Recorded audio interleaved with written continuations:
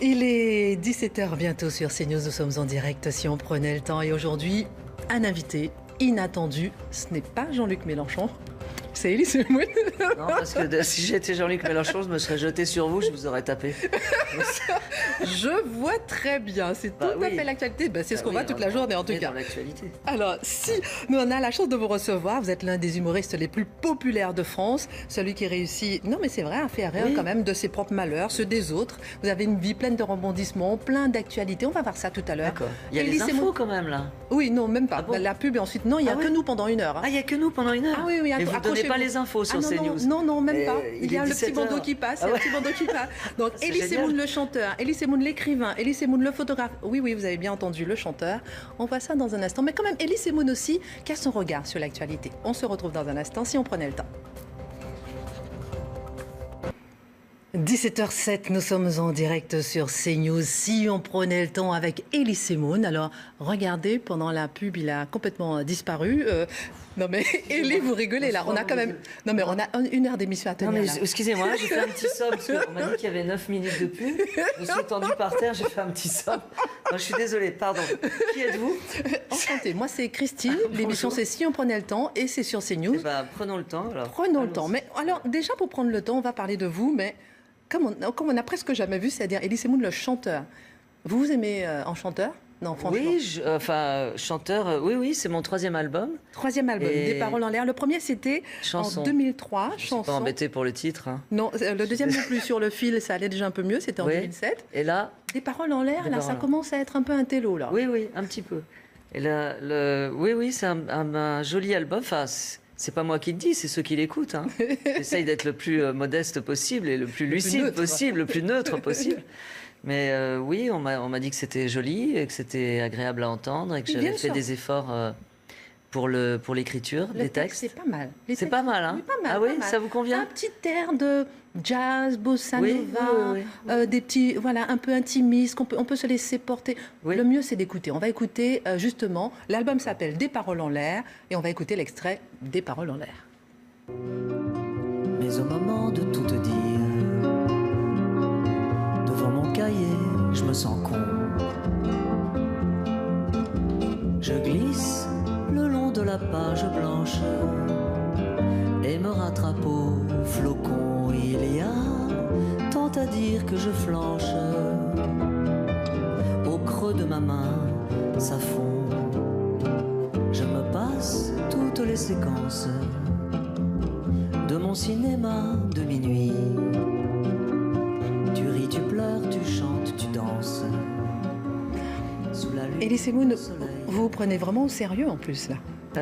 On n'est pas, c'est pas l'humoriste. Non, c'est pas l'humoriste, mais c'est vrai que ça peut. Par contre, ça peut prêter à rire. Ça, je peux le comprendre. Non, c'est beau. Oui, les paroles sont recherchées. Oui, les paroles sont recherchées. Et puis, je me suis dit que quand on passe d'un registre à un autre, aussi éloigné que les petites annonces, par exemple, qui sont vraiment hyper trash ou mes spectacles, et qu'on passe à la chanson, j'allais pas faire un album de si tu es blonde à forte poitrine, ça m'intéresse aussi. Non, c'est pas à vous que je parle, c'est à la fille qui est derrière là-bas. Oui, j'ai eu peur. Non, mais je pouvais pas faire ça. Je veux dire, j'adore les chansons d'amour. J'ai une passion pour ça. J'ai une passion pour les ballades. Donc je me suis dit, il faut faire les choses à fond. Il faut pas être le cul entre deux chaises. Et là, j'ai été à fond. Oui, il y a 12 chansons, Plan rapproché, Des paroles en l'air. Tabou, Mademoiselle Jojo. Alors avec Tabou, vous chantez avec Alizée... Oui, Alizée Lalande, qu'on voit derrière vous, qui est une chanteuse que j'ai découverte en allant voir la comédie musicale Grise. Et qui a une voix hallucinante et puis qui est belle comme un cœur. Elle est très jolie. Ouais, elle a une voix très, très enfantine et j'aime bien ce genre de voix. On regarde, on écoute un petit extrait encore de Tabou cette fois. Tous mes tabous tombent quand je suis à vous. Laissez-moi venir à bout de vos tabous. Un mot dévoué. Je suis tout à vous. Mais vos tabous ne sont qu'à vous. Tabou, je joue avec le feu. Mais vos tabous Oui, vous êtes bien en direct sur CNews, il est 17h11, un peu de douceur avec ce morceau Tabou que vous chantez donc avec Élisée Lalande. Ça vous a pris comment de chanter pour la première fois, de vous dire que là pour vous la allez première penser fois, à la chanson? j'ai rencontré Henri Salvador lors d'une émission de télé. On sent qu'il y a une petite empreinte. Ah oui, oui, mais carrément, je l'assume. Hein. Et il m'a gentiment dit que j'avais une voix pour chanter. Et mince, excusez-moi, je reçois des messages en même temps. SMS, c'est un tweet, c'est quoi? Oui, non, c'est un SMS, c'est un copain qui m'écrit. Peut-être que c'est quelqu'un qui regarde. Non, c'est quelqu'un qui ne regarde pas l'émission. D'accord, désolé. Ça ne nous intéresse pas. Ça nous intéresse pas. Donc, lui, en fait, vous avez commencé avec Henri Salvador. Et puis j'ai rencontré une fille, je suis tombé amoureux d'elle. On a eu une petite histoire et puis ça s'est arrêté. Donc, le cocktail était parfait pour que j'écrive des chansons. Et là, ce troisième album, vous avez décidé de lancer ce troisième album. Pourquoi?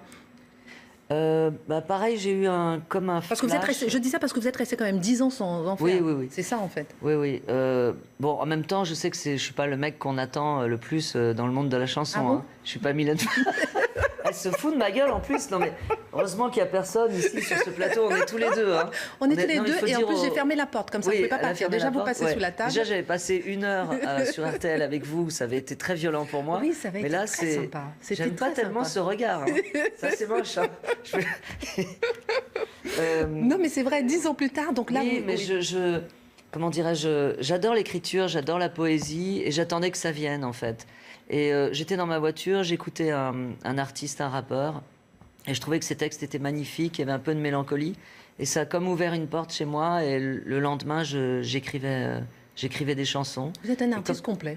Non mais c'est vrai? Oui, peut-être, j'en sais rien. Oui, oui. Je me cantonne pas à l'humour en tout cas. C'est ça. Oui. Mais vous savez, toujours dans la créativité, on va le voir d'ailleurs tout à l'heure, toujours dans la créativité, toujours. Ah oui, oui. Mais c'est vrai que même cette tonalité, c'est inattendu quand même. Non mais franchement, Elie Semoun, quand vous voit avec Dieudonné, 2 faisant des skates de djihadistes, 3 faisant des avec Mappy, etc. On s'attend pas à cette petite douceur. Mais oui, mais vous savez, là, regardez, en ce moment, je suis en train de lire le bouquin de ma copine Muriel Robin, qui s'appelle Fragile. Oui. Et c'est passionnant parce que je la connais depuis très longtemps. Elle vous a beaucoup j'ai appris des choses. Coaché. Ouais, j'ai appris des choses et je vois bien que, en fait, tous les artistes, on a tous des failles, on est des naufragés, quoi. On s'accroche à des radeaux, on a envie de se faire aimer, mais on n'est pas là par hasard. Donc oui, bien sûr. Enfin, moi, je trouve pas ça vraiment étonnant qu'un artiste comme moi chante des chansons un peu mélancoliques. C'est votre radeau? C'est pas si étonnant que ça. C'est votre radeau? Vous vous accrochez à ce radeau de la chanson? Oui, je peux, oui. Enfin, à d'autres radeaux aussi, à l'humour, aux plantes, à plein de choses. Justement, Elie Semoun, l'écrivain, le photographe. Alors là, on va voir votre livre, Elie Semoun, vous avez sorti votre premier livre, Pelouse interdite. Et c'est extraordinaire parce que ça, c'est votre passion. Avant, on disait passion secrète. Maintenant, on sait que c'est vraiment votre passion, le jardin. Et donc, c'est chez Ulmer. Et là, c'est vraiment la première fois que vous racontez comment vous entretenez votre jardin, votre rapport avec les plantes. Vous-même, vous faites les photos. Elles sont pas mal réussies quand même. Elles sont photos. J'ai été un peu aidée. Il y a une amie qui s'appelle Axel Gobert qui m'a aidée. Comment? Didier Villers de chez... non, alors Didier Villers, lui, il m'a aidé pour le mode d'emploi des plantes.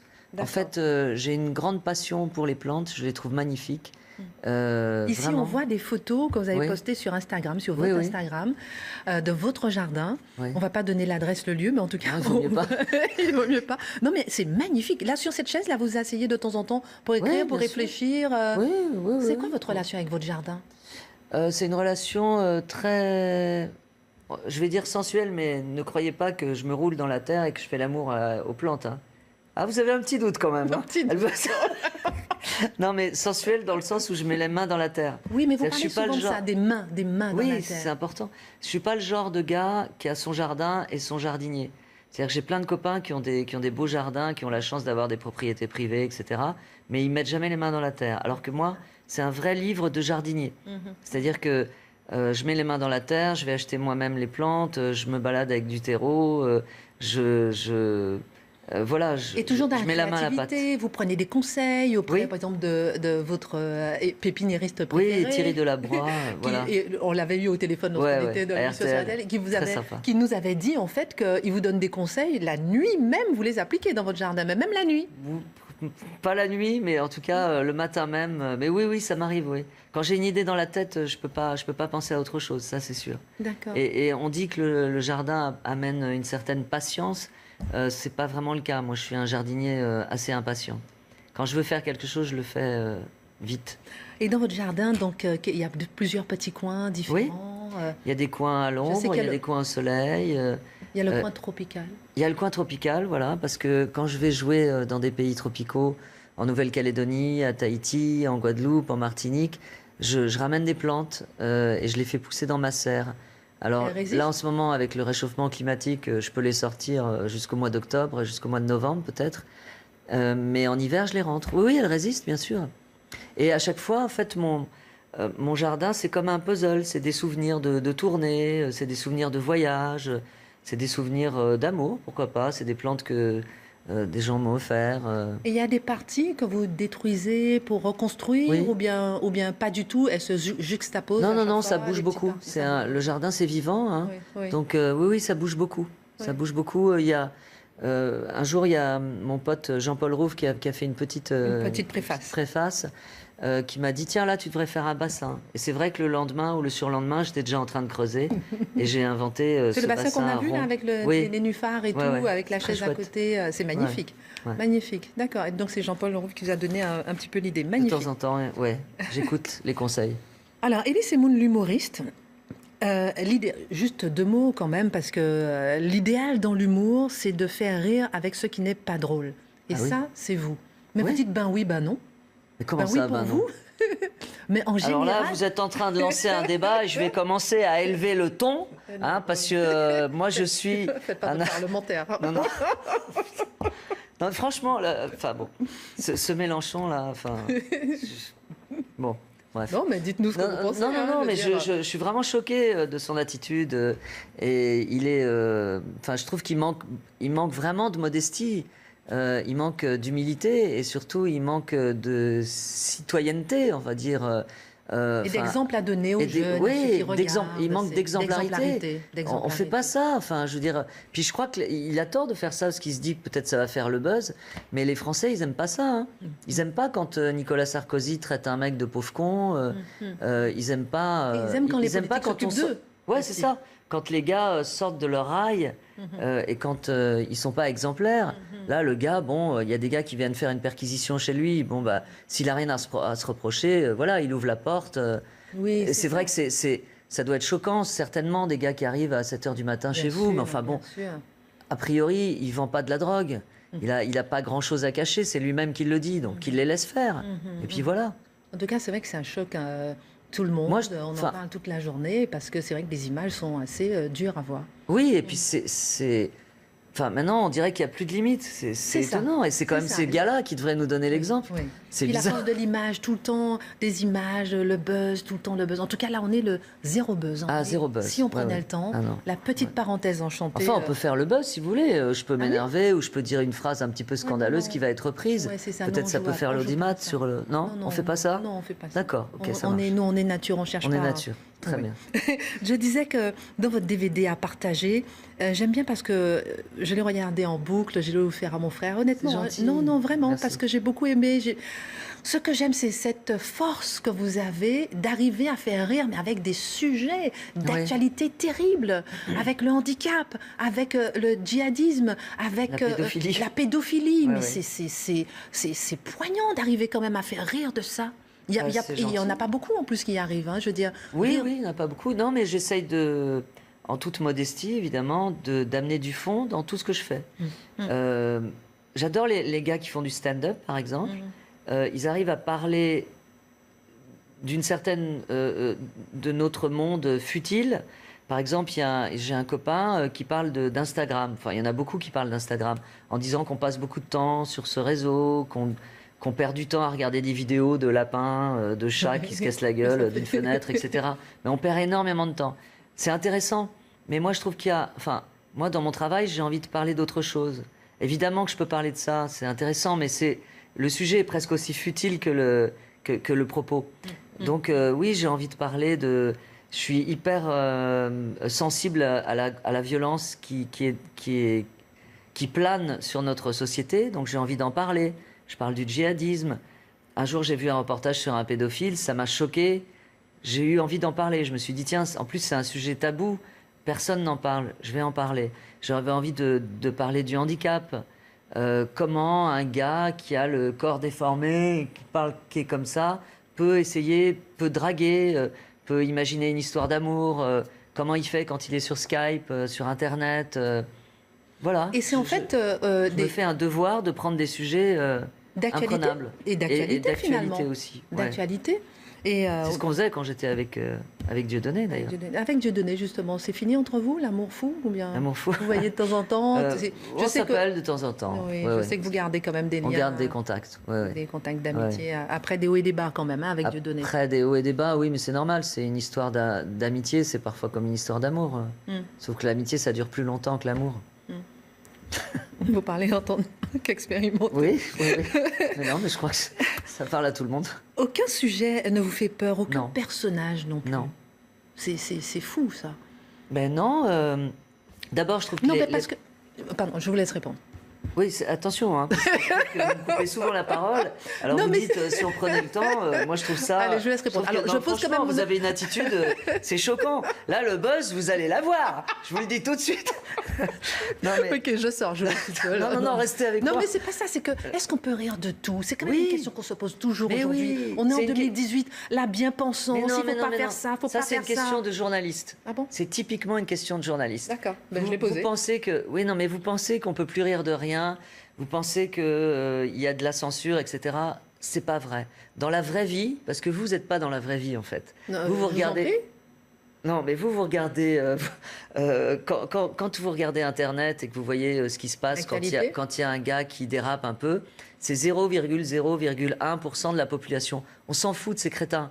Ils ont rien à faire. C'est les derniers de la classe et là, Internet leur donne la parole. Donc on s'en fout de ces gens-là. La réalité, c'est qu'il y a des gens qui viennent voir des artistes qui sortent des limites. Regardez Blanche Gardin, elle a énormément de succès. C'est vrai, c'est vrai. Et ben elle, vous écoutez ce qu'elle fait, elle est vraiment hors des ornières et elle parle de choses dont a priori on ne peut pas parler. Mais on peut parler de tout. Venez voir mon spectacle, vous verrez que je parle de tout. Il y a pas que moi. Quand le prochain et où? Vous n'êtes pas en train de me draguer, vous? Franchement. Ça se voit tant que ça? Non, mais il y a quelque chose. Hein. Non, depuis que vous m'avez dit. Qu'est-ce que ça peut vous faire? J'ai l'impression que vous êtes célibataire et tout. Exactement. Bon, alors, Joker, je vais vous donner mon 06 après l'antenne. Hein. Mais je l'ai déjà. Non, mais c'est quand le prochain spectacle? Je vais commencer à faire une tournée avec mon nouveau spectacle en avril-mai, dans des petites salles pour un rodage. Et mon nouveau spectacle va s'appeler Elie Semoun et ses monstres. Voilà. Exact. Forcément. Bon. Voilà. Tous les monstres. On va en parler tout à l'heure. On peut faire une petite pause pub, ça? Vous vous cachez Encore? pas sur la table? Allez, juste 5 minutes. Non, parce qu'après, on va parler de votre parcours, de votre regard sur l'actualité, du racisme politique, vous voulez m'en parler, du réchauffement climatique, ça c'est un sujet. Allez, on a 9 minutes de pub. Allez, on se retrouve dans un instant si on prenait le temps. Allez-y, envoyez la pub. On part pour la pub. À tout à l'heure. 17h33, vous êtes en direct sur CNews avec Elie Semoun. Si on prenait le temps. Quelle voix sensuelle, on se croirait sur FIP. Il est 17h33, vous êtes avec Christine Kelly, vous êtes sur CNews. Niveau, parce que là, avec votre album Des paroles en l'air, là, vous avez mis quand même la barre. J'ai mis la barre très haut. Vous êtes en face d'un crooner, Christine. Oui, un crooner, là, c'est quand même. Voilà. Donc j'essaie d'essayer de voir si ça va, la prochaine fois je vais chanter avec vous. Non, mais il y a une forme de sensualité dans ce que vous faites qui est intéressante. Vous me draguez maintenant. Oui, ça c'est inversé. Alors je rappelle que le livre, vous allez le dédicacer à Chantilly. Oui, on va faire une conférence à Chantilly. En fait, il y a la fête de tous les fous des plantes. Avant, ça se tenait dans un château qui s'appelle Courson. Les gens qui aiment les plantes, qui nous regardent, enfin, si toutefois il y a des gens qui nous regardent, pardon. Je vous en prie, quand même. Non, mais j'en suis sûre, savent de quoi je parle. Pendant le week-end prochain, il y a une fête des plantes où tous les fous des plantes, où tous les meilleurs pépiniéristes de France se réunissent. Et en effet, on va faire une petite conférence avec Didier Villery autour du livre et je ferai sûrement des dédicaces. Voilà. Super. J'aime bien parce qu'il vaut mieux être fou des plantes. Hein, Comment? Non, mais il vaut mieux être fou des plantes que être fou d'autre chose. Oui, moi je me drogue pas, je bois pas. Ma seule passion, c'est ça. Enfin, j'ai plein d'autres passions évidemment, mais C'est ça. Qu'est-ce que vous regardez? Non, je réfléchis si c'est vraiment votre seule passion. Ah non, j'ai plein de passions. J'adore l'opéra. Cuisiner aussi? Non, pas du tout. Ah non, je suis complètement nulle. Ouais, complètement nulle. Vous avez fêté vos 55 ans hier, je peux dire ça en direct? Est-ce que je peux dire que vous avez eu 55 ans hier? Attendez, vous me posez la question alors qu'on est en direct et que c'est filmé. Et si je vous dis non, qu'est-ce que vous faites? Tout le monde ira vérifier, on sait que c'est vrai. Oui, non, mais oui. vous faites pas, oui, vous faites pas du tout votre âge. Merci. Un peu de botox et tout, et puis je n'ai pas fait n'importe quoi. Je fais pas de botox, ça va pas la tête. Et vous avez fêté comment alors votre anniversaire hier? Tard, avec plein d'amis. Avec qui? Il y avait qui voulait des Oui, noms mais beaucoup de gens. d'amis, des proches, Il y avait Florence Foresti, Ah, quand il y même. avait Laurent Lafitte, Manu Payet, plein de gens. Oui, c'est des amis. C'est vrai qu'à mon du anniversaire, métier. ils viennent pas. Ah bah oui. Je vous donnerai la date. Hein, qui Oui, Élise, vous nous on va avez les joué. attendre longtemps. Vous avez joué dans une quarantaine de films, vous avez fait 3 albums. Je disais que vous aimez faire rire avec vos malheurs, ceux des autres. On va parler un petit peu de vous. Vous êtes né à Paris, dans le 13e arrondissement, je crois, avec un père qui travaillait à la Poste, une mère qui était professeure de français. Votre enfance, c'est des bons souvenirs? Oui, c'est des bons souvenirs, sauf à partir de 11 ans où ma mère est morte, donc ça, c'est pas terrible. Oh, il est mignon le petit Semoun. Oh là là on a là pris cette là. photo sur votre Instagram. Vous aviez Sur mon quel âge Instagram. là, mon petit Là, Élie j'avais 18 ans. Non, je sais pas, je devais 19 avoir quand même. 11, 12, un truc comme ça. Ouais, Oh, c'est marrant. Mais Il est trop fou. mignon. Il est trop fou. Oui, j'étais un enfant assez rêveur. Évidemment, le choc de ma vie, ça a été la disparition de ma mère. Donc, Elle avait 37 ans, vous aviez elle avait 37 11 ans, j'avais 11 ans. Elle est morte d'une hépatite B. Bon, à l'époque, on mourrait ça, peut-être, je sais pas. Mais en tout cas, ça l'a emporté en 3 semaines. Hein. C'était genre... c'est presque comme un accident de voiture ou un assassinat. Enfin, j'en sais rien, mais c'est super rapide. Donc, j'ai mis du temps à comprendre qu'elle n'était plus là. Du temps à... J'avoue l'avoir un peu cherché à droite à gauche parce qu'on n'a pas été à l'enterrement. Voilà.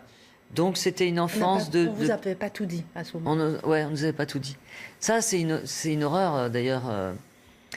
Il faut tout dire aux enfants. Oui, les enfants ils comprennent protéger les tout. enfants Oui. en leur disant pas tout alors qu'au contraire. La fameuse phrase c'est pour ton bien, mais c'est de la merde. C'est pas bien. Non, il faut tout leur dire. Les enfants ils comprennent tout. Ils sont parfois plus intelligents que les adultes. D'accord. Parce qu'ils prennent les choses sans filtre et ils vous renvoient les choses sans filtre. Donc voilà, je pense que j'aurais compris mieux que maintenant. Non, voilà, donc j'étais très rêveur, j'écrivais, je lisais. Oui, vous écriviez beaucoup de poésie quand vous beaucoup étiez de poésie. jeune aussi. Oui, j'adorais ça. C'est pour ça qu'on retrouve dans votre album aussi une qualité de texte. Oui. Vous avez toujours aimé les textes. On est marqué par notre enfance, tous. Tous. Si on n'a pas été assez aimé, si on n'a pas été assez estimé, si on n'a pas été mis en confiance, ça s'en ressent après. Et vous dans m'avez notre dit vie d'adulte. justement que vous cherchez à être aimé. Moi, je vous aime, hein, mais vous cherchez à être aimé. Oui. Ça vient de l'enfance aussi pour vous? Ça vient de l'enfance, bien sûr, oui. Oui, vous parce aimez que pas j'étais un peu boiteux à ce niveau-là. Quand la vie vous arrache ou la mort vous arrache votre mère, vous êtes forcément boiteux et vous cherchez de l'amour ailleurs. Alors parfois, il y a des gens qui ont des dépendances à l'alcool, des dépendances à la drogue, des dépendances au jeu, des dépendances à la violence, au sexe. On essaye de se raccrocher à des choses qui nous disent qu'on est encore vivant, qu'on existe, mais c'est des trucs pour anesthésier des angoisses. Donc on va dire que j'ai anesthésié mes angoisses et mes peurs d'enfant dans l'humour. C'est à partir du départ de votre mère que vous avez Oui. basculé, on va dire, dans l'humour, ou bien vous avez créé justement ce... Vous avez Vous découvert... parlez à un serial killer. Non, mais C'est non. vous avez basculé dans l'humour, mais alors vous avez fait combien de victimes? Non, mais parce que vous Oui, n'avez oui. pas n'importe quel humour, c'est ça aussi. Non. C'est pour ça que je dis basculer, parce Oui, que c'est pas n'importe vous quel avez humour, c'est pas l'humour, c'est l'humour qui rit du malheur quand même. C'est Oui, ça. oui. C'est pour ça que je dis basculer. Et c'est à partir du décès de votre mère. Oui. Oui, Même oui. si j'étais un mini artiste C'est une façon. quand j'étais petit, Oui. j'écrivais des poèmes et tout ça. Il y avait déjà une graine d'artiste en moi. Oui. Mais oui, en effet, ça a ouvert quelque chose chez moi. Et en effet, c'est vrai que mes sujets sont très noirs. Mais j'en suis fier de faire rire les gens avec la mort, l'hôpital, la tromperie, le mensonge. D'y arriver. C'est drôle, c'est marrant. C'est vrai. Je disais aussi que vous parliez tout à l'heure de Muriel Robin, oui. Quand vous aviez 19 ans quand vous l'avez rencontrée. Ouais. C'est intéressant quand même ce personnage qui, l'autre jour, elle a cartonné sur un TF1 avec le film qu'elle a fait. Avec cette personne. Vous voyez bien qu'il y a une grande part de dramatique, de drame en elle, de tragique. Exact. C'est le parallèle que je voulais faire. C'est ça les vrais artistes, en fait, je crois. C'est vrai? Oui. Enfin, il y a les gens qui ont besoin de faire rire, il y a des gens qui ont envie de faire rire. Ceux qui ont envie de faire rire, j'en fais pas partie. Ceux qui ont envie de faire rire juste pour exister, je crois que j'en fais pas partie. J'ai besoin de faire rire. Comme Muriel a besoin de faire rire, comme des grands artistes ont besoin de faire rire, comme Charlie Chaplin avait besoin de faire rire parce que c'était vital pour lui. Et regardez ses thèmes. Il rigolait d'un aveugle une fois. Oui, bien sûr. Avec, de thèmes très. Il rigolait sombres. pas d'un aveugle, mais il se servait de ces thèmes-là, de la clochardisation de quelqu'un, du handicap de quelqu'un, pour nous faire rire et nous émouvoir en même temps. Moi, plus le temps passe et plus je me dis qu'il faut vraiment, vraiment, vraiment mettre du fond quand on est artiste dans ce qu'on fait. Parce que le superficiel, voilà, c'est des paroles en l'air. Pour reprendre le titre de mon album. Mais ça, les paroles en l'air, voilà, ça s'évapore. Je suis d'accord, je suis d'accord. Et oui, vous êtes, comme vous dites, un clown triste. Dans votre autobiographie, Je grandirai plus tard, qui est sortie il y a 5 ans déjà, c'était en 2013, justement, vous avez parlé de votre mère qui est partie quand elle avait 37 ans. Votre frère aussi, il est parti. Lui aussi, il avait 37 ans. Un bon dossier chez les Semoun. Non, mais vous savez, je pense que chacun a sa part. Ouais. Après, qu'est-ce qu'on fait de ce qu'on a fait de toi? Oui, mon frère était homosexuel. Il est mort du sida. Et ça a été très dur pour mon père. Perdre un enfant, c'est la pire des choses. Il avait déjà perdu sa femme. Il a 86 ans. 86 ans, voilà, tout à fait. Il n'a jamais refait sa vie, votre père, depuis le départ de votre mère. Il n'a jamais refait sa vie. Donc oui, on a subi des épreuves dans la famille, mais... Après, la vie continue. J'ai rencontré un ami il n'y a pas longtemps. Il m'a raconté que sa femme est morte du cancer. Ça a été foudroyant. Un jour, elle est arrivée chez lui. Elle avait un peu mal au crâne. 3 mois, elle n'était plus là. 3 mois après, elle n'était plus là. Il s'est retrouvé avec ses 2 enfants. Il a traversé un enfer pendant 2 ans. Mais il m'a dit un truc qui m'a ému. Il m'a dit, mais tu sais, le lendemain, la vie, elle continue. Fallait que j'amène mes enfants à l'école et la vie, elle continue. Ça continue. Comment on fait face? Il faut suivre le train de la vie après. Vos personnages ont la solitude en commun? Oui. Tous? Oui, moi, on est tous des îles désertes, plus ou moins, non? Plus ou moins. Vous êtes seul, vous, dans... Joker. Et vous? On pose des questions aux gens et puis en fait, quand ça se retourne, c'est différent. En parlant de solitude, vous n'êtes pas tout à fait seul, vous en tout cas, parce que en parlant de votre fils Antoine, j'aime bien votre fils Antoine. On va voir une petite photo que vous avez postée de lui sur Instagram. Moi, je l'aime juste parce qu'il est né le 13 juillet, comme moi. Ah, c'est vrai? Vraiment. Et il a toutes les qualités de son père. Non, mais c'est vrai. J'espère qu'il en a plus. Vous me l'avez dit quand même, il est comment? Il est comment? Il est comment, ses qualités? Il est mignon, il est généreux, il est gentil, il est dans un monde à part, mais il est vraiment très sympa.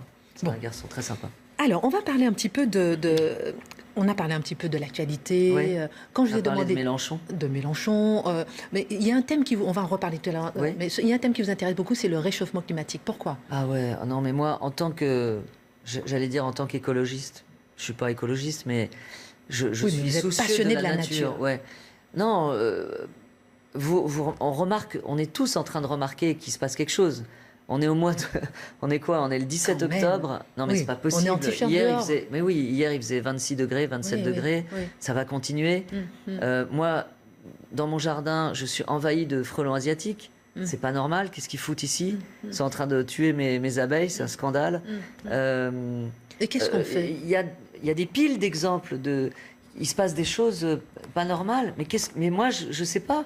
On est tous en train de se poser la question, qu'est-ce qu'on peut faire pour lutter contre ça? Qu'est-ce qu'on peut faire? J'aimerais bien que quelqu'un me donne la réponse. Alors oui, on recycle. J'imagine que vous faites pareil. J'essaye de rouler un peu moins avec ma bagnole.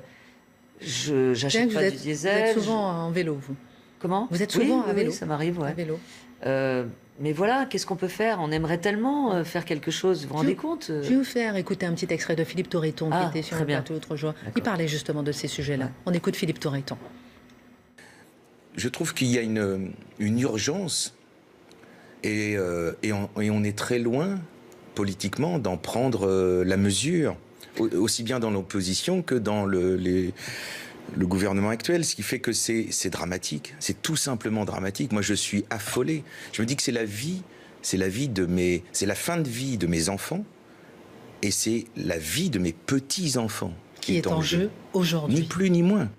Je n'attends pas d'une personne. En politique, il faut rien attendre d'une personne. Il faut attendre de gens qui se réunissent. Voilà. Et j'espère que assez vite, la classe politique, mais dans son ensemble, à droite comme à gauche, va comprendre qu'il n'y a qu'une urgence, c'est celle-ci. Je n'attends que ça. Le reste ne m'intéresse pas du tout.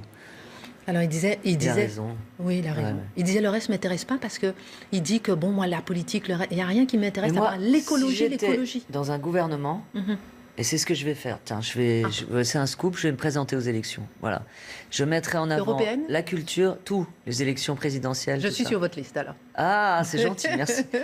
Je m'occuperai de l'écologie et de la culture. Voilà, c'est les deux choses qui, pour moi, me paraissent les plus importantes au monde. J'entends dire que les enfants savent plus écrire, ne savent plus lire. J'entends dire que les gens ne lisent plus. Mais c'est tellement important, l'éducation. Enfin, quand on est bien élevé intellectuellement, on tape pas les gens, on leur coupe pas la tête. On réfléchit, on se pose des questions. Enfin, c'est vachement important d'avoir quelque chose entre les deux oreilles. D'avoir un cerveau et de pouvoir s'en servir.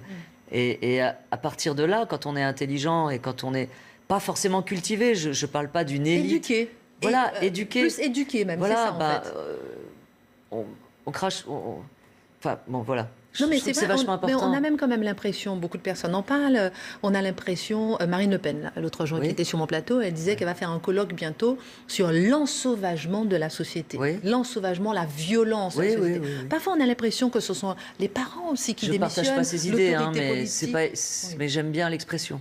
C'est vrai que la société devient sauvage. Et c'est vrai qu'elle devient... on a l'impression que, par exemple, il faut être raciste pour être élu. Vous voyez ce qui se passe au Brésil, ce qui se passe en Autriche, ce qui se passe en Italie, ce qui se passe en Allemagne, c'est hallucinant. Enfin, je sais pas, on est en train de se replier sur soi, alors qu'on devrait faire le contraire. C'est étonnant. On parle des migrants, on parle de populisme qui fait peur. De l'ensauvagement de la société, et on a l'impression que la solution, ce serait de rejeter les étrangers. Mais c'est pas ça, c'est trop facile. Et c'est tellement plus difficile, comme vous dites, d'éduquer, de prendre son temps, d'aimer l'autre, de respecter l'autre. Ah oui, mais là, on va vers une solution de facilité. C'est plus facile de faire la gueule, c'est plus facile de râler. Moi, je suis désolée, mais je trouve que Macron, il a un tout petit peu raison quand même. C'est vrai qu'on passe notre temps à râler. Oui, les Français, mais regardons notre pays, enfin, c'est incroyable. Dites-nous du positif de notre pays. Oui, du positif. Allez, non, mais on a le plus beau pays du monde. Vraiment, en tout cas, les touristes, ils l'ont compris. Hein. Oui, les touristes l'ont compris. Vous voyez, bah voilà, on a le plus beau pays du monde. On est aidé. Moi, je sais pas, il y a quelques années, je me suis pété le genou. J'ai un ligament croisé qui a pété. Ça m'a coûté 30 €. C'est incroyable. Enfin, je veux dire, et ça y est, ça marche. Ah non, pas vraiment. Non, mais c'est génial. Enfin, on est dans un pays fantastique. On a des musées, on a de la nature, on a beaux restaurants, on a la sécu, on a des restaurants. Enfin, mais de quoi on se plaint, quoi? C'est incroyable. Après, évidemment, il y a des gens qui ont des soucis économiques, mais regardons quand même le vase. Il nous reste combien de temps, juste pour savoir si on peut encore écouter 5 minutes. On peut écouter encore un petit morceau des paroles en l'air. Ah bon? Non, mais je veux pas, non, mais moi, vous embêter. Bien. Ah non, mais moi j'aime bien. Moi, je veux encore écouter des paroles en l'air. On va écouter un petit extrait. Des paroles en l'air que vous avez écrit tout seul, comme un grand. Oui, tout seul. J'ai été aidé par Emmanuel Danzella, qui m'a fait les jolies mélodies. Pierre Souchon, le fils d'Alain Souchon, qui m'a fait la mélodie de Tabou. D'accord. Et voilà, j'étais très très bien entouré. Marc Di Domenico, qui a fait la direction artistique, c'est lui qui avait fait l'album d'Henri Salvador, Chambre avec vue, et qui a été qui a accompagné Charles Aznavour pendant des années. Vous n'allez pas faire un concert bientôt, non? Oh, je sais pas. prévu Je vais attendre de voir comment le disque est reçu, mais. Bon, j'ai reçu 2 SMS. Il y a quand même 2 personnes intéressées. C'est vrai? Oui. Ah, pas mal. Ah bon, oui, ok, je vais faire un concert. On écoute un extrait des Paroles en l'air. Mais au moment de tout te dire, devant mon cahier, je me sens con. Je glisse le long de la page blanche et me rattrape au flocon. Il y a tant à dire que je flanche. Au creux de ma main, ça fond. Je me passe toutes les séquences de mon cinéma de minuit. Tu ris, tu pleures, tu chantes, tu danses. Sous la lune, le soleil, la pluie. Une brise, des volets qui s'ouvrent. Le printemps s'invite toujours. Voilà, ça c'est Elie Semoun en direct sur CNews. Il est 17h50 avec votre dernier album, Des Paroles en l'air. Ça contraste terriblement avec la culture du buzz qui vous fait horreur aujourd'hui. La culture du clash. J'adore. Par exemple, je suis beaucoup sur Instagram. J'adore ça. J'aime bien cette immédiateté en fait, et puis ce rapport qu'on a avec les gens direct. Mais il y en a qui s'en servent d'une manière honteuse et malhonnête. Et c'est vrai que pour reparler en début d'interview, on avait parlé de Mélenchon. Oui, c'est l'actualité du jour. Ouais, c'est l'actualité du jour. C'est pas que je ne partage pas ses idées, mais en dehors de ça, j'aime pas son attitude. Et je sais que il y a un Mélenchon face aux caméras, puis il y a un Mélenchon off et il y a un Mélenchon on. La politique spectacle, vous dénoncez ça, la politique spectacle. Ça m'emmerde. J'aime pas ça. Ouais, les gars font exprès de parler comme on parle dans la vie. Il y a Alexis Corbière, non, c'est ça, qui est son porte-parole, hein, c'est ça. Je l'entends parfois à la radio, et puis c'est vrai qu'ils ont une sorte de langage très quotidien. Très débridé. Très débridé, mais en fait, je trouve ça hyper démago. Hyper démago. Oui. Moi, ça m'énerve. Et c'est pour ça que les gens ont une défiance vis-à-vis de la politique. C'est parce que je crois qu'on se moque un peu de nous, des deux côtés. Et Mélenchon... encore une fois, je ne critique pas ses idées, mais non, cette attitude... Du fond de tout ça, mais voilà, c'est l'attitude. Vous êtes en train de dénoncer la politique spectacle, le fait que, justement, on joue et on flatte un peu le peuple, en fait, sur le buzz. Très populiste. Très populiste, pour voir... Et finalement, il n'est pas si loin de Marine Le Pen, voilà. Dans sa façon de penser, dans sa façon de s'exprimer, et puis dans cette façon qu'ils ont tous de se victimiser, de se martyriser. Et vous dites que ça a contribué à la défiance du politique. Oui, bien sûr. C'est ça, finalement, mine de rien. Oui, mine en fait, ils jouent contre leur propre camp. Enfin, je trouve ça un peu en tout cas, pathétique. Voilà. Elie Semoun, il est quelle heure, là? Il est 17h53, on doit bientôt se quitter. Ça passe vite, 1 heure, hein, quand on s'entend bien. Oui, c'est clair. On se quitte. Qu'est-ce qu'on fait? Bah oui, on va devoir se quitter. Alors, juste avant, on va voir Laurence Ferrari, parce que juste après nous, vous savez, il y a quand même... il se passe des choses quand même. Il se passe quand même des choses. Je pensais que CNews, c'était que vous, en fait. Ben non, malheureusement. Il y a quand même la formidable Laurence Ferrari, avec Punchline, qui est prête. Elle est là. Bon, voilà. Je suis là. Ça va? Ça va, Elie? Bonjour à vous. Bonjour. Et bonjour, ma chère Christine. Dans un instant, nous allons parler, comme vous, de Jean-Luc Mélenchon. A-t-il franchi la ligne rouge en protestant violemment contre les perquisitions judiciaires à son domicile et au siège de la France insoumise? Le ministre de l'Intérieur, Christophe Castaner, à l'instant, condamne fermement ces violences contre des policiers et des magistrats. Alors, Jean-Luc Mélenchon, est-il allé trop loin? On en débat ce soir avec mes invités. On parlera aussi du président Emmanuel Macron. A-t-il réussi, a-t-il raté sa prestation d'hier soir à la télévision? 14 000 millions de téléspectateurs l'ont vu. Ça sera au menu de Punchline dans un instant, Christine. Merci beaucoup, ma chère Laurence. Vous m'avez pas parlé d'Emmanuel Macron. Vous l'avez regardé hier soir ou pas? Non, je ne l'ai pas regardé. Non, fêtez votre anniversaire. Mon anniversaire, ma chère. Donc, en tout cas, merci beaucoup d'être venu. Merci pour ce regard sur l'actualité surtout. Maintenant, Punchline en direct sur CNews et puis on se retrouve demain.